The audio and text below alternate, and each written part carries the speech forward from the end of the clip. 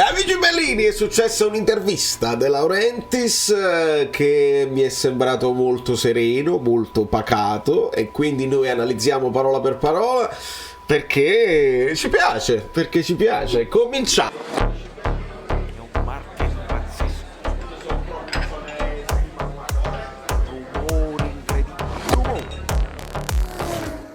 Allora, amici bellini, bentornati sul canale. Svegliamoci, scaldiamo la voce, diamo il benvenuto a Oltre le Nuvole.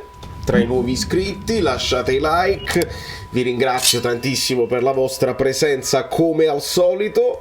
È piaciuto anche, insomma, il video di chiarimento per quanto riguarda le maglie, e ho una sorpresa per voi a fine video. Quindi rimanete fino alla fine, non skippate. Le parole di De Laurentiis sono interessanti, anzi, quando io analizzo le parole di De Laurentiis, lo sapete, sono molto attento e mi fa piacere vedere il modo in cui comunica, e devo dire che questa è un'intervista che mi lascia soddisfatto, fa una sciuliata comunicativa solo verso la fine, ma gliela concediamo perché poi è personale. Quindi andiamo a vedere di cosa si tratta. Spostiamoci con un Abraham tattico. Allora, intervista per Repubblica, me l'hanno girata gli amici abbonati, integrale video, quindi si vedono anche le espressioni, vi posso raccontare tranquillamente le sensazioni. Intervista per Repubblica, la cosa Jedi, poi questo ci dovrà far riflettere perché Jedi, lo sapete, no? Il gruppo che poi controlla tantissimi mezzi di informazione. E De Laurentiis comincia l'intervista così: riceve i complimenti, li apprezza, li accetta e ringrazia a sua volta per l'intervista, perché lui dice: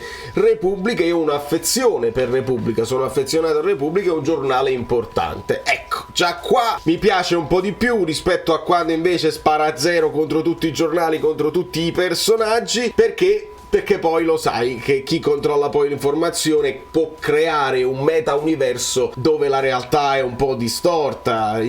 Oramai si legge su Twitter, è passata questa realtà terrapiattesca dove ce l'hanno tutti con loro. Ce l'hanno tutti, è incredibile. Nel dubbio si fischia contro di loro, è una roba impossibile. E comunque gli si dice la solita cosa, che è visto come un visionario, e si citano un po' di cose che sono cambiate nel calcio, come l'introduzione del VAR, l'aumento del numero delle sostituzioni. Dice il calcio è un po' invecchiato, e De Laurentiis tira fuori un'idea interessante. Lui dice: io devo pensiamo ai ragazzi, e fa il quadro di quelle che sono le situazioni attuali, ragazzi che hanno i tablet, che hanno gli smartphone.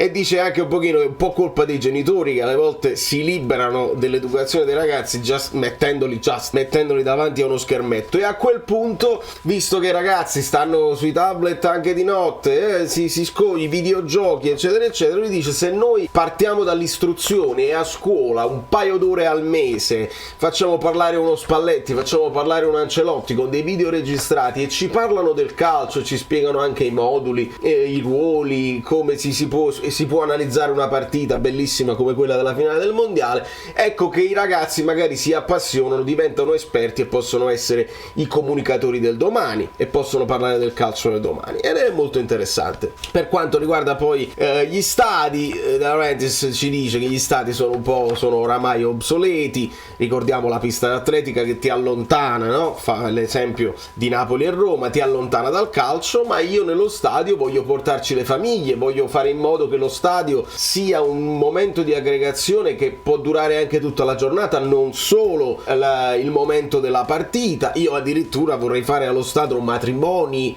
vorrei fare prime comunioni, e perché no, ma poi magari la chiesa si sente attaccata, e quindi col sorriso dice tutto questo. E poi dobbiamo combattere la pirateria, cita i numeri, insomma, dei soldi che vengono persi e che sappiamo hanno afflitto le squadre di calcio. Dopodiché un'altra novità che viene in mente a De Laurentiis è cambiare la durata dei campionati, ma soprattutto cambiare quando il campionato può cominciare. De Laurentiis propone di cominciare il 1° aprile, fare dal 1° aprile al 31 ottobre, e poi lasciare da novembre a marzo praticamente il riposo, i ritiri, eventualmente non lo dice, ma anche il mercato e le nazionali, e ci ricorda insomma quelle che sono le storture che poi portano per esempio a gennaio la Coppa d'Africa e tu perdi i tuoi giocatori, ci sono le coppe le coppe coreane, perché adesso parleremo anche di Corea, America e Giappone, e quindi si ritorna su questo tipo di riforma e ci riparla insomma della legge Melandri, che strozza. Legge Melandri, che ricordiamo, i diritti TV, insomma, che poi sono gestiti dalla Lega invece che dalle singole società, e lì si auspica insomma un intervento anche del nuovo governo per ridare un po' di libertà, perché le grandi società sono indebitate e non ce la fanno, e quindi con la ridistribuzione diversa da parte dei diritti TV De Laurentiis si auspica anche di andare oltre quelle che sono le realtà più performanti in questo momento, che sono l'Inghilterra, la Spagna e anche a volte la Germania. Si ritorna all'idea della Superlega, diciamo, la chiamiamola Superlega ADL, che era un po' diversa dalla Superlega quella là. Le prime 6 dei 5 campionati, quindi il campionato resta valido perché non è ad invito, ti devi qualificare tra le prime 6. De Laurentiis si dice senza però i derby, cioè quelle là italiane non si possono incontrare con le italiane, cita insomma anche la semifinale che è successa ieri, ancora doveva succedere durante l'intervista, insomma, però semifinale che non lo so se è piaciuta poi in giro per il mondo, perché due squadre che non hanno offerto un gran calcio. Comunque partite secche dove tutte le europee si affrontano tra di loro e sono anche interessate. Come mai ero sicuro della vittoria del Napoli? Laurentiis fa bene a questo punto a dire io ero sicuro, lui si è fatto portavoce di tutto questo. Lui era sicuro per l'ossatura della squadra, e poi ritorna su questo discorso che non mi piace tantissimo. Mi sono liberato di quelli che forse erano un po' demotivati, e cita il periodo di Ancelotti e di Gattuso, ce lo dobbiamo ricordare, il periodo che abbiamo vissuto a mutinamento, insomma un periodo particolare. Giuntoli è stato bravo con Kvara, che noi avevamo individuato anche prima ma ci chiedevano troppi soldi. È stato bravo Giuntoli a piazzare poi il colpo quando c'è stato il cambio di agente, e anche Spalletti io lo inseguivo da quando allenava anche in Russia, lo volevo, ero pronto a prenderlo anche se non avessi continuato con Gattuso. Spalletti non voleva arrivare in corso d'opera a mezzo campionato, poi ricita che a febbraio lui era in rotta con lo sponsor tecnico, con la K, e quindi Spalletti era anche preoccupato. Vedi che non erano preoccupazioni solamente nostre, non è che andiamo in campo con le magliette vecchie, e invece tutta la storia di Armani, che per amicizia insomma gli ha concesso il marchio, e poi ha fatto tutto ADL con la figlia, eccetera eccetera. Si cita anche Di Lorenzo, perché vengono citati i campioni come Kvara e Osimhen, ma cita anche Di Lorenzo il presidente, e gli si chiede se li vuole tenere. Dice certo, io li voglio tenere tutti, anzi io voglio aggiungere, ed è qui lui parla: vorrei un americano, vorrei un giapponese, ecco, per esempio un americano, un giapponese, un coreano. Lo cita il coreano, quindi nell'idea di De Laurentiis c'è probabilmente la voglia di trattenere ancora Kim, che ha fatto un ottimo campionato e comunque rappresenta anche internazionalizzazione del brand. Io qua, quando De Laurentiis dice voglio un americano, qua De Laurentiis è passato sul canale e ha lasciato i like. Non so voi, perché io, lo sapete, sono 2 anni e dalla retrocessione del Fulham che io individuai il terzino sinistro che il Napoli avrebbe potuto prendere, che è Anthony Robinson, un terzino sinistro buono, non eccezionale, comunque cresciuto in Inghilterra ma di nazionalità americana, titolare della nazionale americana, un buon terzino che secondo me poteva dare, secondo me non dico uguale a Oliveira, ma siamo lì, un buon terzino, niente di che però ti porta tutti gli americani a tifare per il Napoli. E se adesso si parla di americani e lui dice qualche giovane che è interessante, che nelle nazionali spaccano, è chiaro che il nome di Pulisic in questo momento fa il giro del web. Pulisic, lo sapete, insomma, Borussia Dortmund, poi Chelsea, è una superstar. Non so a livello tecnico quanto potrebbe funzionare in Italia e nel Napoli, però come figura, certo che poi si cresce, perché uno c'ha Lozano, magari rinunci a Lozano che ti copriva tutto le Americhe, il Sud America e tutte le Americhe, e tutti i messicani che stanno qua mi fermano se c'ho la maglia del Napoli e dicono Lozano.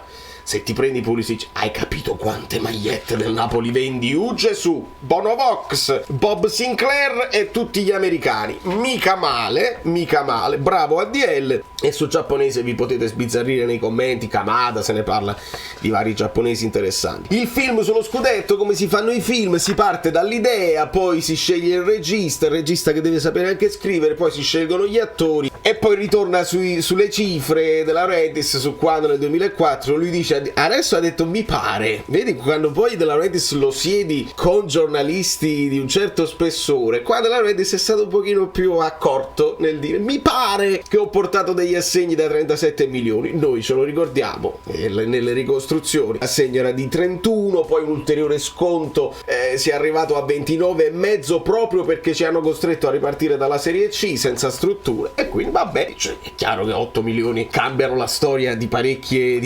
vite. Nel caso del Napoli adesso sono quasi visti come bruscolini, ma ce li siamo meritati, e quindi De Laurentiis, partendo dalla Serie C, purtroppo ci deve ricordare gli sputi che ha ricevuto in Serie C, ma lui la vede come una cosa anche questa di crescita e gli è servito per fare esperienza. L'operazione più giusta lui la individua in Cavani, dice io volevo prendere Cavani, no, Cavani non è roba per noi, chiama direttamente Zamparini, lo vuoi, te ne do, mi dai 19 milioni, no, te ne do 18. Che strana trattativa, 19 offri subito 18, ma offri 15 invece, quindi anche qui un po' particolare secondo me con le cifre. Comunque lo sappiamo che Cavani che fine poi ha fatto, in quel momento lui stava vendendo Quagliarella alla Juve e poi segna subito Cavani e la gente si dimentica. Trasferirsi a Napoli, io sono cittadino onorario di Capri, Napoli è diversa dai miei sogni, io ho sempre avuto un'immagine magica di Napoli è diversa, le difficoltà però mi stimolano, in questo momento ho trovato un questore, un sindaco e un prefetto che sono ottimi e quindi si può lavorare insieme. Tutto concentrato su Napoli e diviso a metà tra Roma e Los Angeles. L'America è bellissima, la frase dello zio, è come una bellissima donna, se ci fai l'amore sei gratificato, altrimenti no. Qua è chiaro secondo me quello che vuole dire lo zio di De Laurentiis, perché l'America ti dà le opportunità, però se tu non le prendi non hai neanche quelle bellezze che invece in Italia hai. De Laurentiis si dice tu non puoi essere deflesso a Napoli perché apri la porta, c'è il golf eccetera eccetera, ed è vero, per chi insomma si è trasferito in America da più di 10 anni come me, vi posso dire ti dà l'opportunità, se sei bravo, se sei tenace puoi farcela nel tuo campo. È chiaro che se non ce la fai ti giri intorno ed è un po' flat, dice un po' piatto l'ambiente circostante, dice bene De Laurentiis, e quindi a quel punto se non ce la fai economicamente è meglio stare a Napoli. Questa poi è la cosa. Dopodiché ha più dato o più ricevuto, e qua De Laurentiis ci sorprende e dice io ho più ricevuto da Napoli e ho sempre detto anche ai miei figli, alla mia famiglia, voi dovete dare di più e non dovete nemmeno aspettarvi un grazie, dovete semplicemente dare, anzi dovete ringraziare voi. E che belle parole De Laurentiis, veramente interessante, vuol dire che sono veramente fiducioso che questa vittoria possa dargli uno slancio e possa dargli la voglia poi di far crescere ancora di più il brand e di fare ulteriori salti di qualità che in questi anni stiamo vedendo. E poi dice De Laurentiis, quelli che tutti non sanno è che io non sono un serioso, sono anche un casinaro off record, e diceva il padre Luigi che era un diplomatico, proprio il contrario. De Laurentiis dice ma Luigi hai fatto un figlio che è tutto tosto, è tutto furioso, è tutto particolare, e il padre diceva guarda che quello mio figlio ti sta misurando, se riesce poi a romperti i coglioni lì e lui è soddisfatto, e lì è l'unica sciuliata. Ma essendo una cosa che riguarda se stesso e all'interno della sua famiglia, noi lo sappiamo, se vediamo una parodia fatta da insomma chi fa le parodie su internet, De Laurentiis è sempre visto come Hollywood, i film e parolacce a go-go. Speriamo che piano piano si possa anche migliorare sotto questo punto di vista, perché mi è sembrata una buona intervista, un uomo pacato, sereno, soddisfatto della vittoria, si toglie le sue soddisfazioni e se le merita anche. Nel finalissimo chi sono i miei seguaci che arrivano fino alla fine, io ve la faccio vedere. Diffido chiunque voglia produrla, perché non è assolutamente quella finale, però Salvatore Falanga ci regala una nuova opera che è questa qua. Vedetela bene, adesso la facciamo scorrere perché prendiamo le ultime news che abbiamo fatto vedere ieri di Spazio Napoli che dice della promozione di MSC, quindi facciamo un'ipotesi: se la volete ripostare sui vostri blog e sui vostri Instagram, lo fate citando la fonte, fate il nome di Salvatore Falanga e citate Azzurro Fluido come canale. L'abbiamo trovata qui, non sul web, l'abbiamo trovata qui, benissimo, e la facciamo vedere nei suoi dettagli. Vedete i dettagli della maglia, è zoomata proprio per questo, ci sono delle ceramiche napoletane, quindi il pattern è interessante sotto questo punto di vista. Salvatore Falanga design per Azzurro Fluido, se lo volete far vedere divertitevi, potete farlo, ma non producetela, lo dico ai cinesi, do not produce this because this is not a final,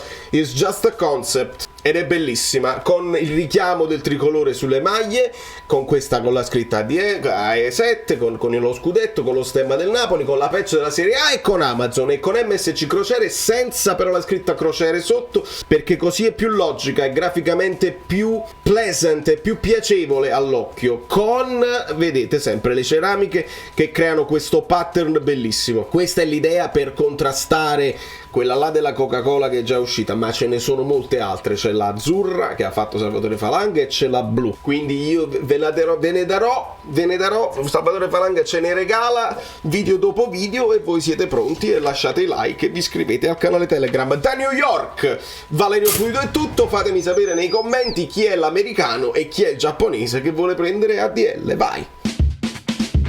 Sembra una parrucca, ma non è vero, perché vedi cambia. Ah, ma no, che bella, io me li fai. Sono Saveri da Soli. Dobbiamo arrivare a 20.000 iscritti, di cortesia, perché questo è l'anno. Avete lasciato i like. Niente più, dai, basta, sei cringe. Quante cose.